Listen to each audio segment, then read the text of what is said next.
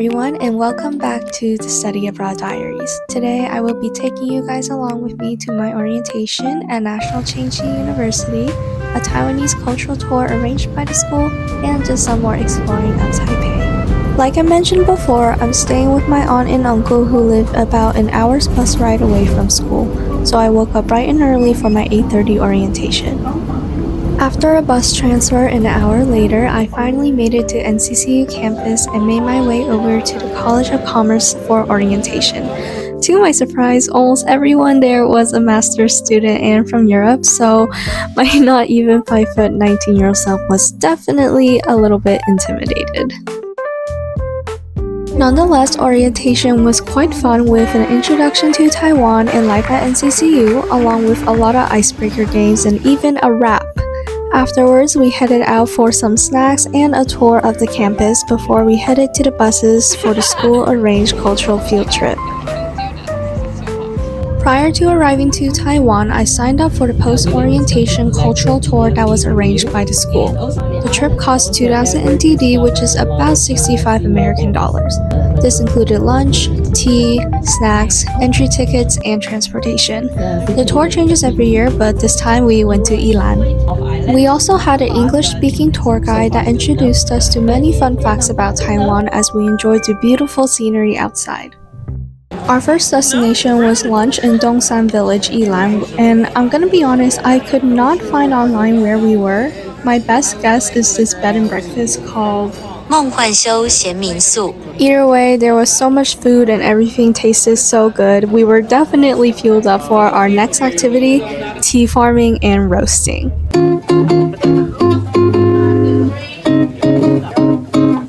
After a filling lunch, we took a short walk over to Xiangyu Organic Farm where we were provided hats and sleeves to protect us from the afternoon sun because our next activity was tea picking.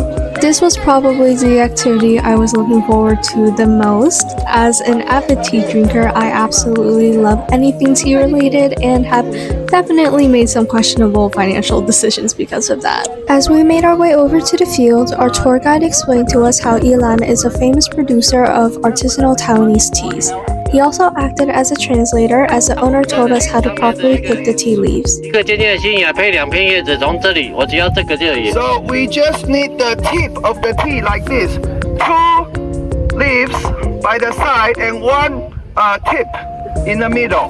一定要再这样子啊 So you must pick the teas like this. 这个不要了 That's the authentic way to pick the tea. 这个不要了 The ones like this are redundant. Throw it away. 我只要这个啊 We just need this. 我只要这个 After the explanation and demo, we were released onto the fields to pick as many tea leaves we could for the next 15 minutes. And honestly, it was a lot of time because I was so sweaty by the end of this. My arms were burning hot from the sun even under the sleeves. We made our way back to the main building where we went ahead and dumped all the tea we picked into these woven mats. I picked a lot. And we got a short break with some ice-cold oolong tea as they explained the next 2 activities, tea roasting and teacup engraving. Right on the cup. You can make it your own. After an explanation, we got straight to roasting. 台湾做茶也分5种发酵程度 So there are 5 different kinds of fermentation of the Taiwanese tea. We put the tea leaves inside. Thank you so much. Here you can see us dumping the tea leaves into the wok where we are going to dry stir fry or gancao the tea leaves. The owner came over to show us how to properly stir fry the leaves and he was doing it bare hand. He also told us how after drying out the leaves this way there are many other steps to ferment and process the tea. And then he pulled out this one to show us and it was a tea in its later stages of processing. And while we didn't get to take home any of the tea we made today, we each still left with our custom teacups and a bag of organic oolong tea. Afterwards, we headed inside for some much-needed AC and for some tea sampling. I chatted with the owner and learned that Xiangyu is actually a very famous tea farm with award-winning teas and a strong dedication to organic and high-quality tea. If you ever have time to spare for an afternoon in Ilan, this is one spot I highly recommend. Not only are the activities fun and informational, you can really see all the care that the owner puts into his work.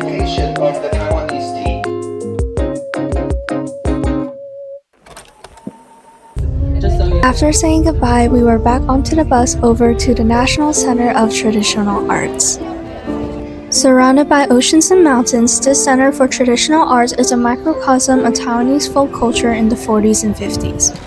Opened in 2004, this 24-hectare center is government-operated with private small businesses residing in it as well.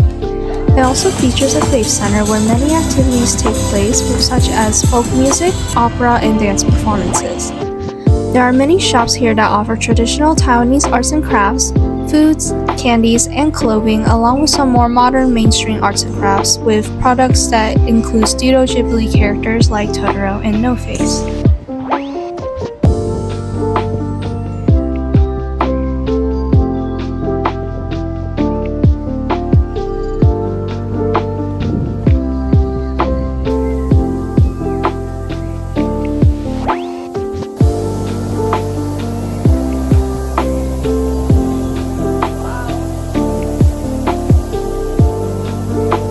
After some window shopping, we were back onto the road to our next destination, 罗东夜市.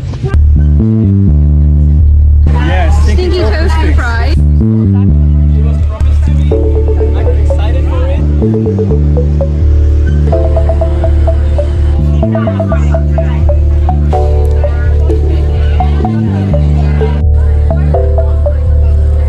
Stinky toasty fries.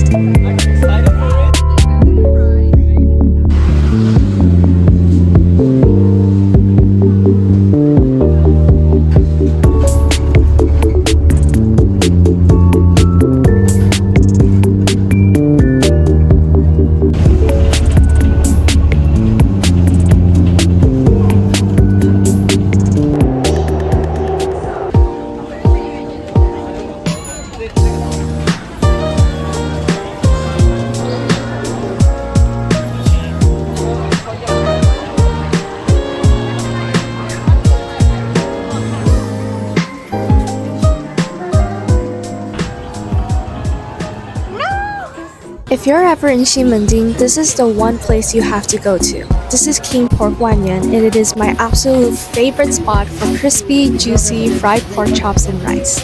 My parents have been eating at this restaurant since they were in school, and I don't think I've ever left Taiwan without coming here at least once. Their pork chop is slightly battered, so every bite is both juicy and crispy. This place is easily a 10 out of 10 on my list. And what better way is there than shaved ice to wash away the heat? We of course had to get the iconic mango shaved ice and also a milky shaved ice with lots of red bean taro and sweet potato tapioca balls. It was the perfect sweet treat. We then spent a lot of time and coins playing at the claw machines. Unfortunately, we didn't win anything. Before ending the night at a photo booth.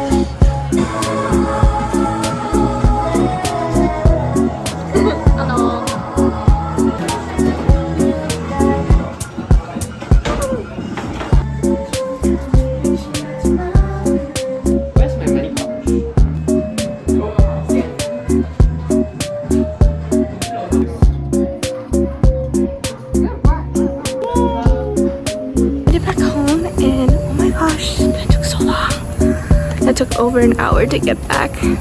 After a very long day, I made my way home for some rest before we went out again for a full day of exploring Taipei.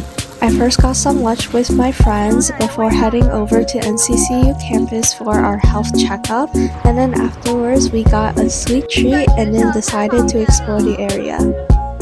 One wrong bus ride away, we ended up at Maokong, a historical area in Winshan district with some of the country's most dense collections of traditional tea houses, lots of oolong tea plantations, great hikes, the Maokong gondola, and one of the best views of Taipei.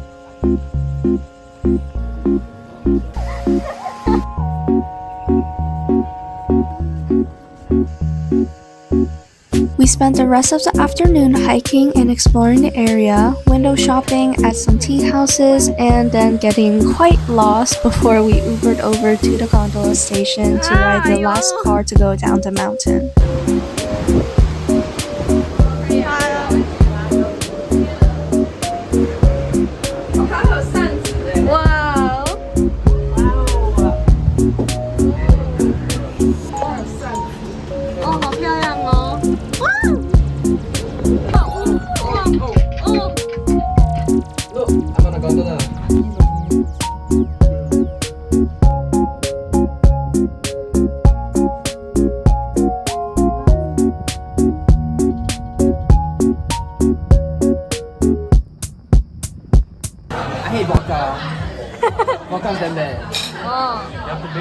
I do.